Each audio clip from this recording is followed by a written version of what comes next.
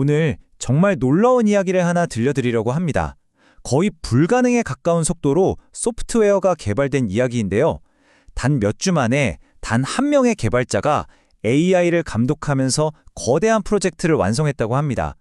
오늘은 그 경이로운 과정과 이게 우리 미래에 어떤 의미를 갖는지 한번 자세히 들여다보겠습니다. 자, 이 숫자를 한번 보시죠. 바로 100만입니다. 이 프로젝트를 통해서 만들어진 코드의 양이 무려 100만 줄에 달한다고요.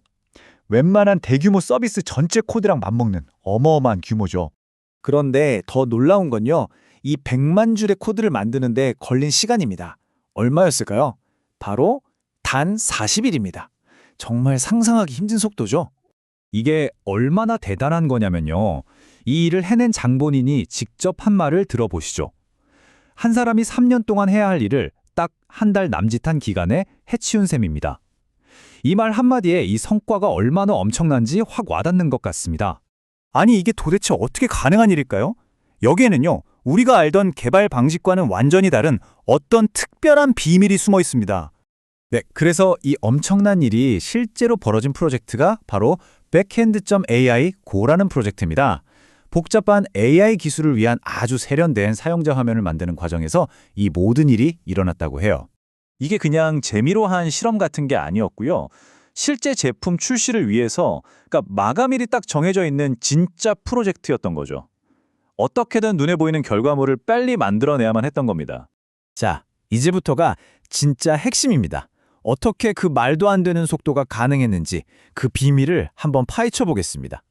그 비밀은 바로 에이전틱 워크플로우라고 불리는 방식인데요. 이게 뭐냐면요. 쉽게 말해 개발자가 키보드를 치는 연주자가 아니라 AI라는 오케스트라를 지휘하는 지휘자가 되는 거예요. 여러 AI 에이전트들한테 이거 해, 저거 해 하고 임무를 주고 그 과정을 감독하면서 전체 프로젝트를 이끌어가는 거죠. 자, 여기 네 가지 관계가 있는데요. AI랑 대화를 시작해서 프로젝트의 맥락을 이해시키고 프로젝트의 영혼이라고 할 만한 핵심 원칙을 문서로 만들어서 공유하고 AI가 쓸 수 있는 기술들을 만들어주는 겁니다. 자, 근데 진짜 중요한 건 바로 이 네 번째 단계입니다. AI가 내놓은 결과물, 그러니까 코드를 고치는 게 아니에요. 그 코드를 만들어내는 AI의 작업 방식 자체를 개선하라고 지시하는 겁니다. 그러니까 핵심은 이거죠. 틀린 코드를 일일이 수정해주는 게 아니라 너 왜 이런 실수를 했어? 다음부턴 이렇게 생각해봐.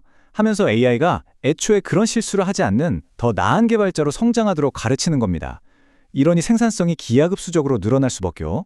와, 정말 대단하죠? 하지만 이 엄청난 속도에는 그만큼의 대가가 따랐습니다. 이제부터는 좀 더 현실적인 이야기를 해볼게요. 이 일을 직접 겪은 개발자의 말을 들어보면 그 고충이 그대로 느껴집니다. 몸은 편해졌을지 몰라도 머리는 터질 것 같았다는 거죠. 끊임없이 AI의 결과물을 검토하고 다음 방향을 제시하고 더 나은 프로세스를 고민해야 하니까요. 정신적인 압박감은 전혀 줄지 않았다는 이야기입니다. 이 표를 보시면 그 차이가 확 와닿으실 거예요. 예전 개발자의 병목이 타이핑 속도였다면 이제는 쉴 새 없이 결정을 내려야 하는 의사결정이 병목이 된 거죠. 스트레스의 원인도 복잡한 버그를 찾는 게 아니라 그냥 AI의 엄청난 작업 속도를 내가 따라잡는 것 자체가 스트레스가 되어버린 겁니다. 이게 심리적으로도 굉장히 위험한데요. 마치 가챠 게임 같다는 거예요. 내가 뭔가를 지시하면 AI가 바로바로 결과물을 뽑아내주니까 그 즉각적인 보상에 중독되기 너무 쉽다는 거죠. 당연히 번아웃 위험도 엄청나게 커지고요. 자, 그럼 이런 작업 방식의 변화가 그냥 개발자 한 사람의 이야기로 끝날까요? 절대 아니죠. 이건 소프트웨어라는 산업 전체의 판을 바꾸는 이야기입니다. 앞으로의 소프트웨어는 완전히 다른 모습이 될 겁니다. 중심에는 AI 모델이 자리 잡고 인간은 그 AI를 정교하게 제어하는 얇은 껍데기만 만드는 거죠. 소프트웨어의 정의 자체가 바뀌고 있는 겁니다. 이러면 어떤 일이 벌어질까요? 첫째, 인스턴트 앱이 당연해질 겁니다. 필요할 때 잠깐 만들어 쓰고 버리는 거죠. 둘째, 코드 자체는 글쎄요, 거의 가치가 없어질 겁니다.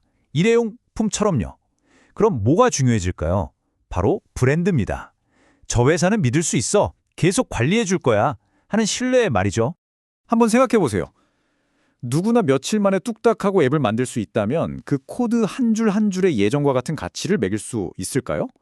절대 아니죠. 가치의 중심이 완전히 이동하고 있는 겁니다.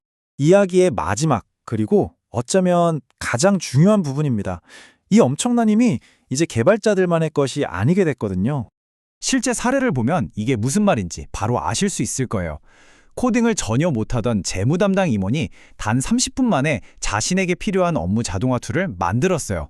또 다른 분은 컨텐츠 제작자인데 마케팅에 필요한 데이터를 긁어오는 프로그램을 직접 만들었고요. 정말 놀랍지 않나요? 정리하자면 이렇습니다. 첫 번째 물결은 AI가 개발자들에게 슈퍼파워를 준 거였어요. 하지만 진짜 거대한 두 번째 물결은 AI가 우리 모두에게, 모든 사람에게 창조를 할 수 있는 도구, 그 자치를 쥐어주는 겁니다.